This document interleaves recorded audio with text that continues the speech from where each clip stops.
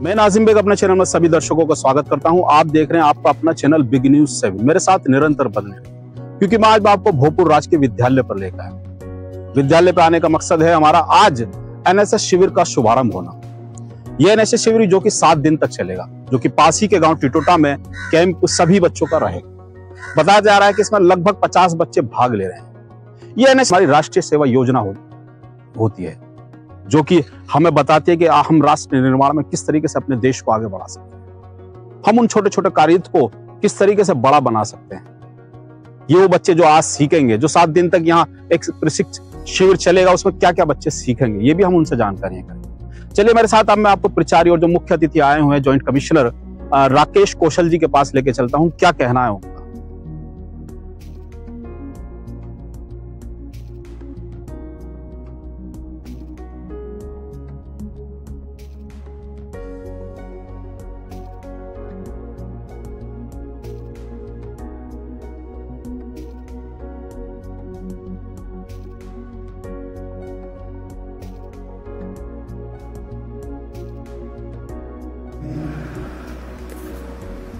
मेरी ऐसी ही धारणा थी, लेकिन मुझसे कहा गया कि आपको मन बनाइए और आगे देखा जाए। फिर संतुष्ट होकर आ गया, क्योंकि प्राचार्य मैडम हमारी माँ चाहती थी कि मैं संभालूं, और चूंकि वो राजकीय महिला महाविद्यालय था तो 2 यूनिट थी और के नेतृत्व में और कार्यक्रम अधिकारी श्री रवि के कन्वीनर के इन्होंने इस आयोजन को किया है। और ये राष्ट्रीय सेवा आयोजन का कार्यक्रम बहुत ही देश और समाज के विकास और बच्चों के अंदर राष्ट्रीयता, पर्यावरण के प्रति जागरूकता पैदा करने के लिए इनका जो शिविर है बहुत अच्छा आयोजन किया जा रहा है। मैं इनके सकुशल संपन्न होने की काम करता हूँ। सर, अभी आपने कहा था कि मैं जब इस कॉलेज में आया, बच्चों को देखा तो मुझे बचपन याद आ गया, वो बचपन की क्लासेस याद आ गई, वो एनएस शिविर याद आ गया। मैं ये आप लोगों को बताना चाहूंगा कि मैं यहाँ पे संयुक्त आयुक्त जीएसटी के पद पर कार्यरत हूँ बुलंदशहर जिले में। और मैं जब अपने 91 to 94 इलाहाबाद विश्वविद्यालय में मैं ग्रेजुएशन कर रहा था, तो मैं भी ऐसे शिविर में प्रतिभाग करता था और विभिन्न कार्यक्रमों का संचालन होता था, सिखाई जाती थी पर्यावरण के प्रति, जो आज भी हमारे जीवन में अत्यंत उपयोगी है।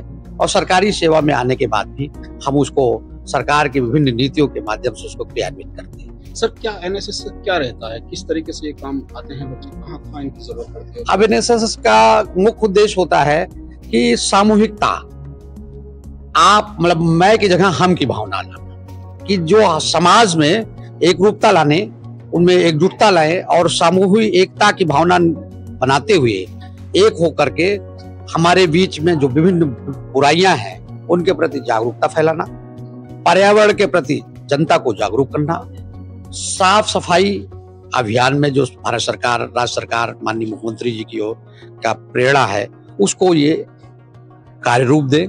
और यही जब हमारे बच्चे बड़े होकर के देश के बड़े पदों पर अच्छे नागरिक बनेंगे तो उनके अपने कार्य संचालन में इसकी बड़ी महत्वपूर्ण। क्या कहना चाहते हैं इनको उज्जवल भविष्य? मैं इन बच्चों को यहाँ देखा तो हम प्राचार्य जी से बड़ा बड़ा इनको आभार व्यक्त करते हैं कि उन्होंने बहुत अच्छी बच्चों की शिक्षा दी है और बच्चे बहुत इनकी जो संख्या है अच्छी है और रुचिपूर्वक इस कार्यक्रम में भाग ले रहे हैं। मैं ये कामना करता हूँ कि ये शिविर सफल।